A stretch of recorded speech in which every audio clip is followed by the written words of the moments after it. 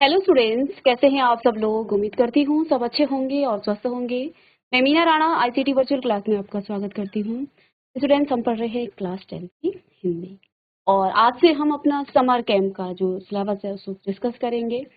यहाँ हम पढ़ने वाले हैं गौतम बुद्ध के जीवन के बारे में, जिनका बचपन का नाम, जिनके जीवन सिद्धार्थ था और इन्होंने मानव जीवन को, आज आप देखते होंगे हर घर में बुद्ध का एक प्रतिमा रहती है या फिर प्रतिमा होगी या उनकी कोई तस्वीर होगी या उनका कोई जो है आपको जो है उसकी उनकी मूर्ति, सब हर किसी के घर में आपको बुद्ध का जो है मूर्ति दिखेगी। तो इनके जीवन से हमें बहुत शिक्षाएं मिलती है। 16वीं शताब्दी में जहां आपने देखा कि अनेक राजाओं ने अपने ही पुत्रों का वध कर दिया राज्य के लिए, अनेक पुत्रों ने अपने पिता का वध कर दिया राज्य के लिए। इस महान पुरुष ने एक राजा का पुत्र होने के बाद उन समस्त राजसी सुखों को त्याग किया और ज्ञान प्राप्त किया और संसार को मोक्ष प्राप्ति का रास्ता दिखाया। इसी महान पुरुष के जीवन परिचय से, क्योंकि हमें बहुत शिक्षाएं मिलती हैं, इन्हीं के जीवन को हम पढ़ेंगे। तो सबसे पहले यहाँ पर हम टॉपिक डिस्कस कर लेते हैं, क्या क्या चीजें हम पढ़ने वाले हैं। तो सबसे पहले उनके आरंभिक जीवन के बारे में हम पढ़ेंगे। उसके बाद सिद्धार्थ का जन्म कैसे हुआ, अंतःपुर विहार कैसे वो गए, संवेग उत्पत्ति उनके अंदर कैसे हुई। दूसरा टॉपिक अध्याय 2 में है यहाँ पर अभिनिष्क्रमण, जिसमें गृह त्याग उन्होंने किया, खंडक की वापसी उन्होंने की, तपोवन प्रवेश उन्होंने किया, अंतःपुर विलाप हुआ, कुमार की खोज हुई और बिंबसार से उनकी भेंट हुई, काम निंदा उन्होंने की, ज्ञान प्राप्ति किस प्रकार से गौतम बुद्ध ने किया, दर्शन परिचर्चा उन्होंने की, मार्ग की पराजय और बुद्धत्व प्राप्ति उनको किस प्रकार से हुई। इसके बाद धर्म चक्र प्रवर्तन, काशी गमन उन्होंने किया, दीक्षा दान, अनाथ पिंडद की दीक्षा उन्होंने ली और पिता पुत्र मिलन हुआ और जैतवन, आम्रपाली के उद्यान। ये सारे टॉपिक हम यहाँ पर गौतम बुद्ध के बारे में पढ़ने वाले हैं। तो आइए, पहला जो टॉपिक है आपके पास आरंभिक जीवन के बारे में, इसमें पहला ये आपका एक टॉपिक है सिद्धार्थ का जन्म। इनके बचपन का नाम सिद्धार्थ था। आइए इस टॉपिक को हम पढ़ना शुरू करते हैं और इस महान, जिन्हें भगवान गौतम बुद्ध के नाम से जाना जाता है, इनके जीवन के बारे में पढ़ें और उनसे हम शिक्षाएं ली। क्योंकि आज जहां समाज भौतिक सुखों की तरफ आकर्षित हो रहा है, वहीं गौतम बुद्ध ने इन भौतिक सुखों का त्याग किया। राजा होने के बावजूद, एक राजा के पुत्र होने के बावजूद भी इन्होंने उन समस्त सुखों का त्याग कर दिया और ज्ञान प्राप्ति के लिए वो वन चले गए। तो प्राचीन काल में भारत में एक प्रसिद्ध राजवंश नाम था इक्ष्वाकु वंश और इसी वंश के शाक्य कुल में शुद्धोधन नाम के एक राजा हुए। तो बात प्राचीन काल भारत की है, जहां एक प्रसिद्ध राजवंश का नाम क्या था, इक्ष्वाकु वंश। इसी वंश के शाक्य कुल में शुद्धोधन नाम के एक राजा हुए और कपिलवस्तु उनके राज्य की राजधानी। तो शुद्धोधन नाम के एक राजा थे, जिनके राज्य की राजधानी थी कपिलवस्तु। उनके राज्य में सारी प्रजा सब प्रकार से सुखी और सुरक्षित थी। पृथ्वी जैसी गौरवशाली उनकी पत्नी थी, जिनका नाम क्या था, माया। तो यहाँ बात प्राचीन भारत के एक प्रसिद्ध राजवंश की हो रही। इस इक्ष्वाकु वंश था और इसी वंश के शाक्य कुल में शुद्धोधन नाम के एक व्यक्ति थे, एक राजा थे।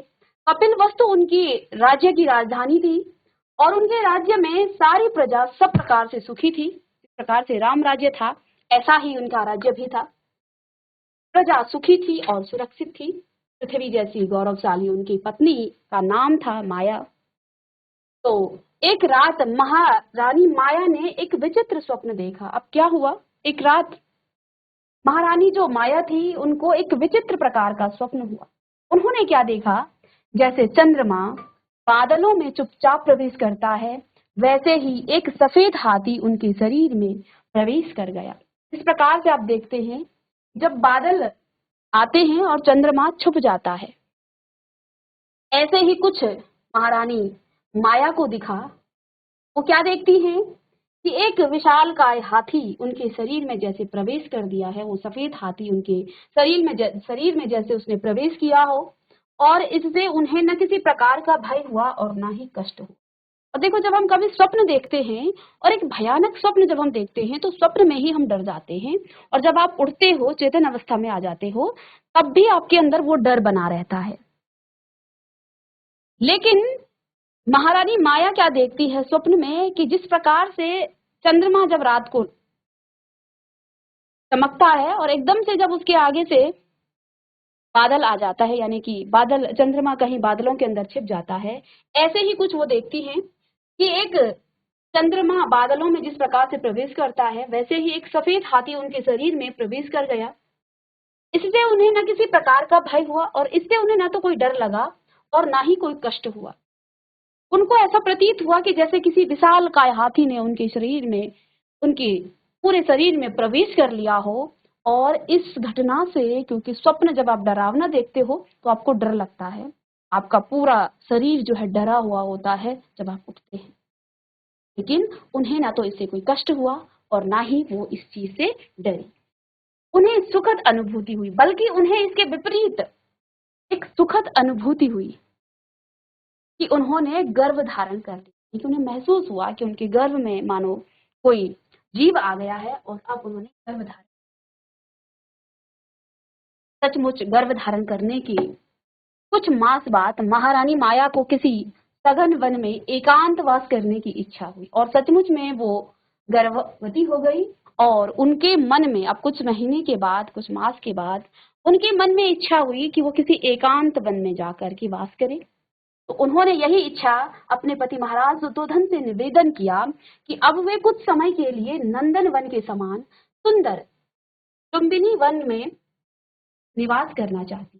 यही अपनी इच्छा उन्होंने अपने पति राजा शुद्धोधन से जताई, और उन्होंने अपनी गर्भवती पत्नी की इच्छा का सम्मान करते हुए महाराज शुद्धोधन ने स्वीकृति प्रदान की। तो उन्होंने भी, क्योंकि कहा जाता है कि माता को जिस प्रकार का वातावरण मिलता है, जैसा वो चाहती हैं वैसा ही उनको वातावरण दिया जाना चाहिए।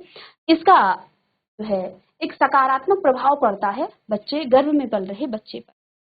तो राजा को भी लगा कि महारानी जब चाहती हैं कि वो सघन वन में रहे, तो उन्होंने भी उनकी इच्छा का सम्मान किया और उन्हें नंदन वन में भेज दिया। शुद्धोधन इस बात की उन्होंने स्वीकृति प्रदान की, और अनेक सेवक सेविकाओं के साथ महारानी ने जो लुम्बिनी वन के लिए प्रस्थान। अब महारानी माया जो है लुम्बिनी वन में चली गई। कुछ समय तक सुख से लुम्बिनी वन में निवास करने के बाद एक दिन महारानी को लगा कि अब प्रसव काल आ गया है। अब कुछ समय तक तो उन्होंने बड़े आराम से वहां पर समय बिताया, लेकिन अब प्रसव काल सामने अब जो है निकट आ गया था। तो उन्हें एक दिन महसूस हुआ कि अब जो है प्रसव काल आ गया है। अब क्योंकि एक राजा की पत्नी है, महारानी जी जब जंगल में रहती हैं तो वहां उनको सभी सुख सुविधाएं दी गई होंगी, ये तो इसमें कोई जो है संदेह नहीं है। अतः वे एक सैया पर लेट गई, जहां पर हम चारपाई कहते हैं, बेड पर लेट गई। उस समय अनेक स्त्रियों ने उनका अभिनंदन किया, क्योंकि एक महारानी जी प्रसव अवस्था में हैं और उनके साथ कई दासियां होंगी, तो कई महिलाओं ने उनका जो है अभिनंदन किया। जैसे ही पुष्प नक्षत्र का उदय हुआ, यानी कि पुष्प नक्षत्र में गौतम बुद्ध का जन्म हुआ, महारानी माया ने बिना किसी पीड़ा के एक पुत्र को जन्म दिया। इस पुत्र के जन्म में कहा जाता है कि प्रसव काल में माता को अत्यधिक दर्द होता है, अत्यधिक पीड़ा होती है, लेकिन जब इनका जन्म हुआ तो इनकी माता को बिल्कुल भी बिल्कुल भी दुख नहीं हुआ, बिल्कुल भी कष्ट नहीं हुआ। तो बिना पीड़ा, किसी पीड़ा के एक पुत्र को इन्होंने जन्म दिया। उन्हें लगा जैसे वह आकाश से उतर आया हो, उनको पता भी नहीं चला, ऐसा लगा कि जैसे ये आकाश से आकर के प्रकट हो गया हो। उनका अंतःकरण जो है अत्यंत पवित्र था, उनके शरीर से तेज निकल रहा था, क्योंकि एक महान पुरुष जब जन्म लेता है तो वो एक तेज के साथ उत्पन्न होता है। जैसे ही इनका जन्म हुआ तो इनके शरीर से एक अलग प्रकार का तेज निकल रहा था। जिससे सभी दिशाएं प्रकाशित हो गई। सूर्य के समान तेजस्वी, परंतु देखने में चंद्रमा के प्रिय लगने वाला।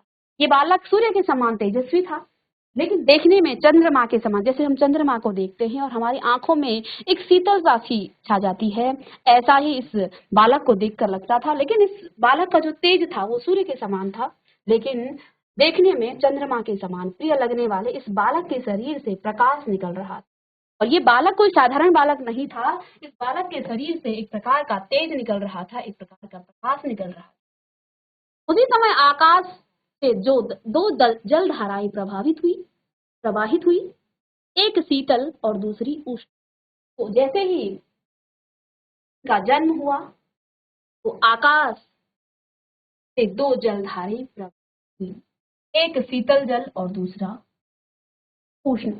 इनसे इस बालक का अभिषेक हुआ। सोने और चांदी से निर्मित तथा मूंगे मणियों से जड़ित शुभ्र सैया पर जब वह बालक विराजमान हुआ तो उसके चारों ओर स्वर्ण कमल हाथों में लेकर यक्षों के राजा खड़े हो गए।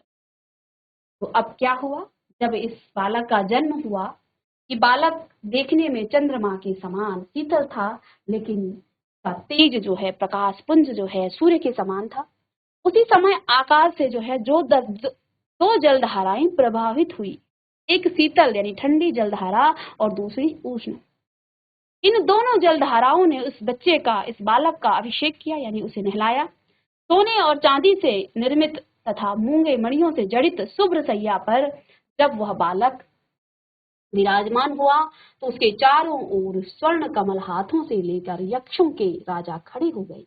आकाश में देवताओं ने उनका अभिनंदन किया और बुद्धत्व प्राप्ति के लिए आशीर्वाद दिया, यानी कि ये दिव्य बालक जन्म से ही दिव्य थे। इस बालक के जन्म के समय आकाश में सुगंधित लाल और नीले कमलों की वर्षा होने लगी, मंद मंद पवन प्रवाहित होने लगी तथा सूर्य और भी अधिक चमकने लगा।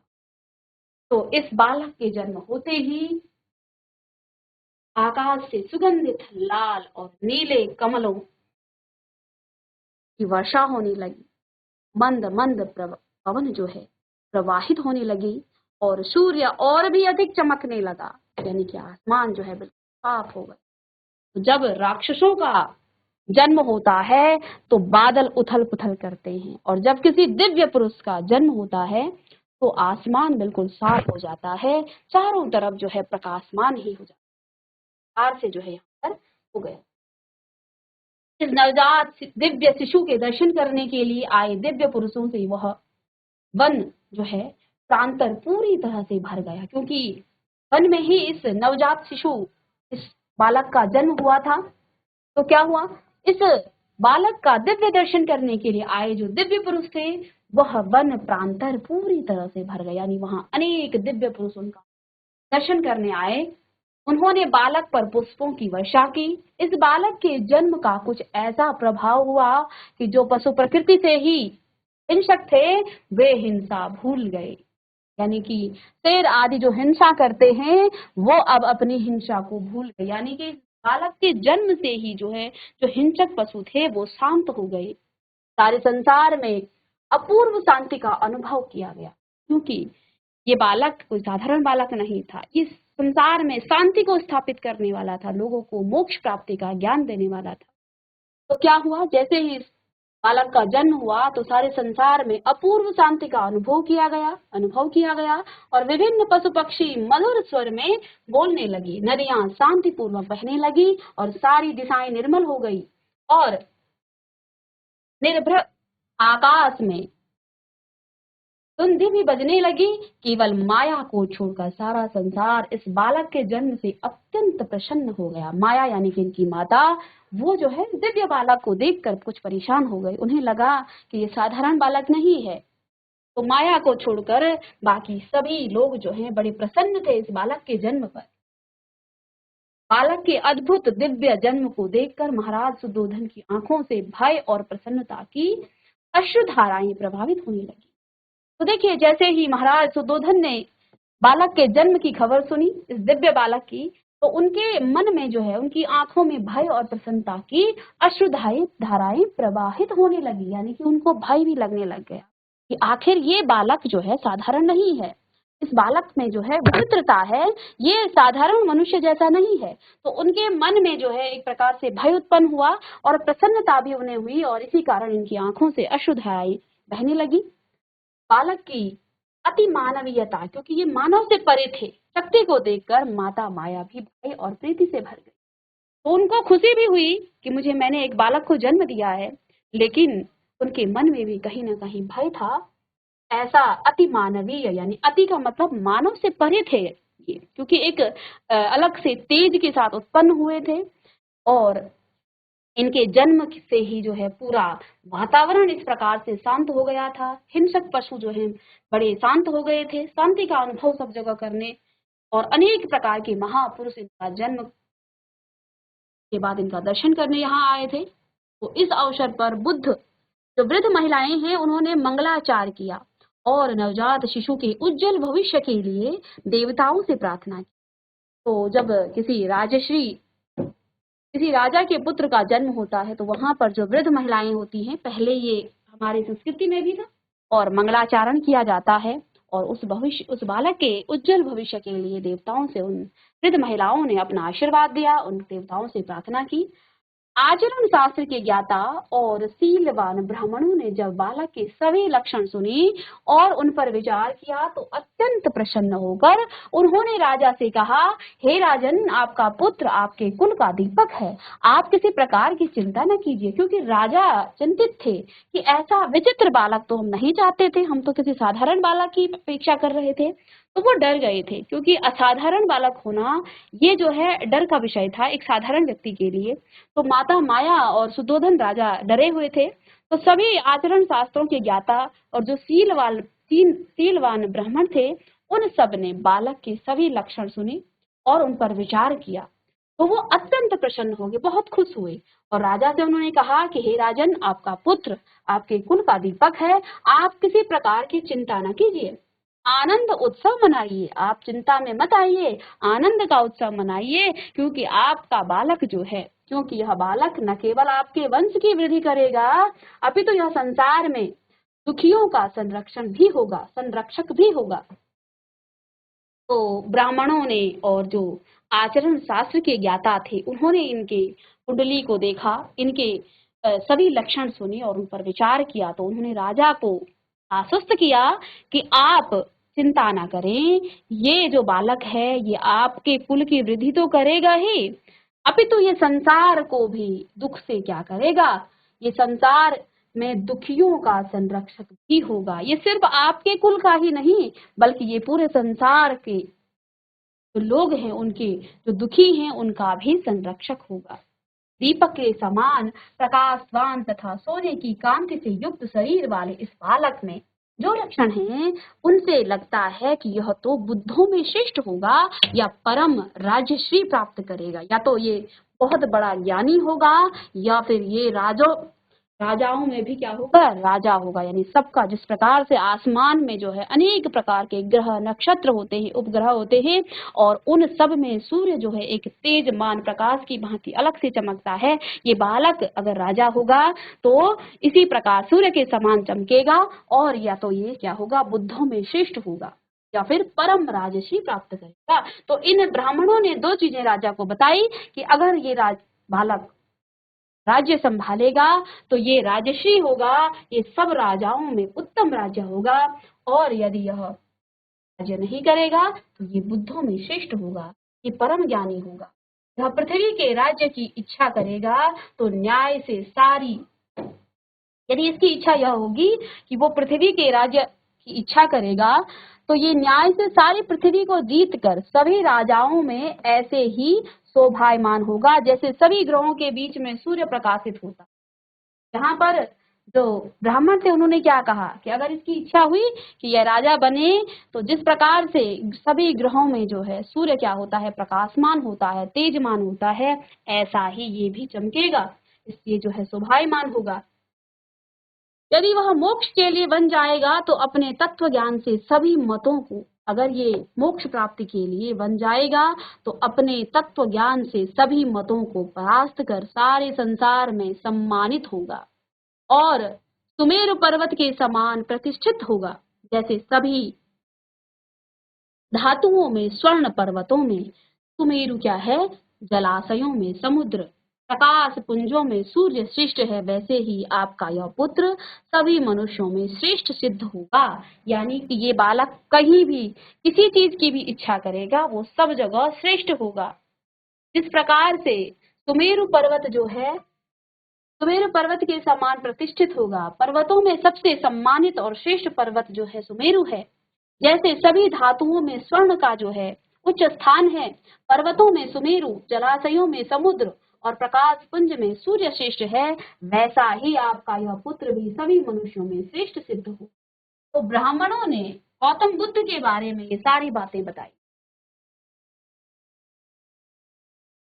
ब्राह्मणों की इस ऐसी बातें सुनकर राजा ने पूछा, आपने इस बालक में जिन लक्षणों को देखा है वे ना तो पूर्ववर्ती राजाओं में देखे गए हैं और ना ही ऋषि मुनियों में, इसका क्या कारण है?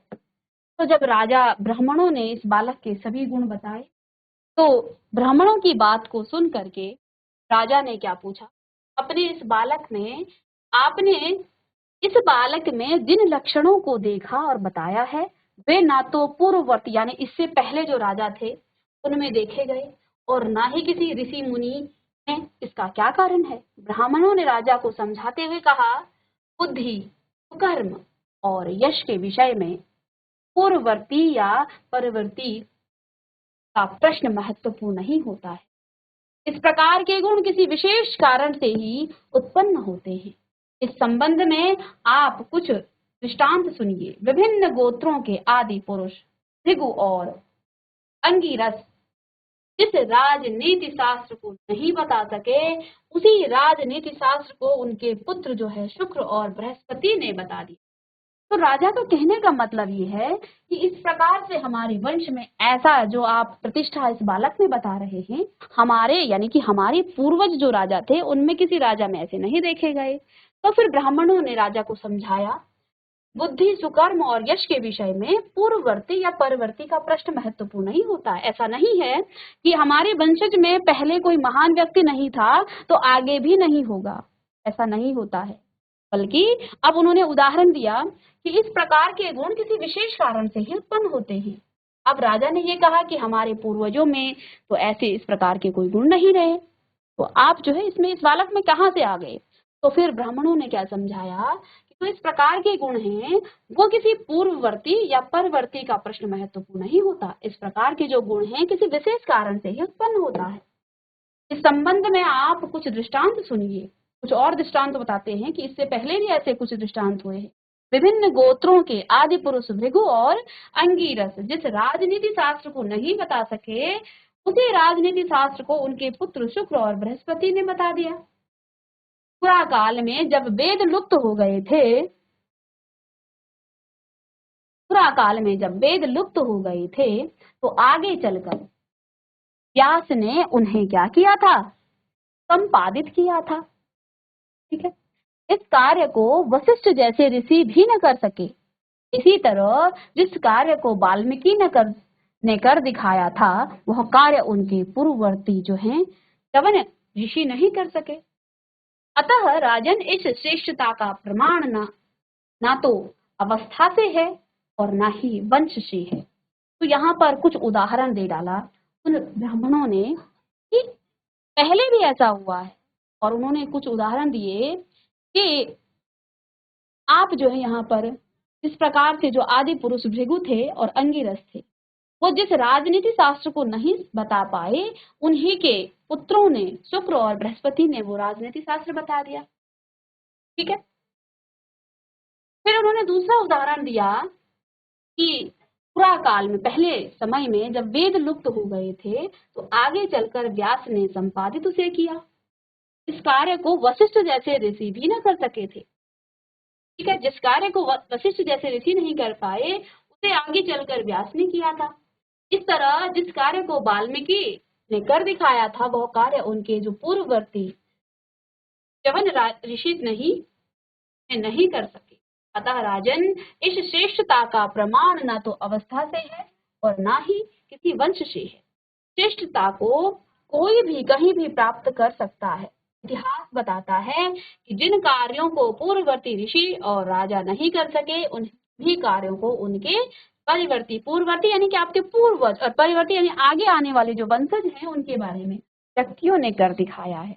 तो यहाँ राजा को संदेह हुआ कि इस प्रकार की विशेषता आप इस बालक में बता रहे हो, इस प्रकार की विशेषता हमारे किसी वंशज में नहीं थी, हमारे जो पूर्वज हैं, हमारे पूर्वजों में न थी, कोई भी राजा ऐसा नहीं हुआ जैसा आप बता रहे हैं। तो फिर ब्राह्मणों ने कुछ उदाहरण दिए कि ऐसा नहीं होता है कि आपके पूर्वजों ने कोई ऐसा महान कार्य नहीं किया है तो आगे जो आपके वंशज हैं वो भी नहीं कर। ये जो विशेषता है, ये जो व्यक्ति उत्पन्न होते हैं, ये कुछ विशेष कार्य करने के लिए, संसार का कल्याण करने के लिए होते हैं। तो इसके लिए आप जो है संदेह ना करें। तो राजा को इस प्रकार से समझाया ब्राह्मणों ने। ब्राह्मणों से इस प्रकार आश्वासन और अभिनंदन प्राप्त कर राजा के मन की शंकाएं मिट गई। राजा को शंका थी कि ये जो ब्राह्मण कह रहे हैं, हमारे वंश में, हमारे कुल में तो इस प्रकार का कोई राजा ही नहीं है, तो फिर हमारे जो वंशज, हमारा जो पुत्र है वो कैसे हो सकता है। तो ब्राह्मणों ने राजा को समझाया और ब्राह्मणों के आश्वासन और अभिनंदन पर राजा के मन की जो शंकाएं थी वो अब मिट गई थी। अत्यंत प्रसन्न हुए। इसके बाद राजा को मन ही मन बड़ी प्रसन्नता हुई। उन्होंने ब्राह्मणों को खूब दक्षिणा दी और उन्हें सम्मानित करके विदा किया। उसी समय महर्षि जो है असित को अनुभूति हुई कि इस समय कपिल वस्तु में जीवन मृत्यु के चक्र से मुक्त करने वाला शाक्य मुनि ने जन्म लिया है।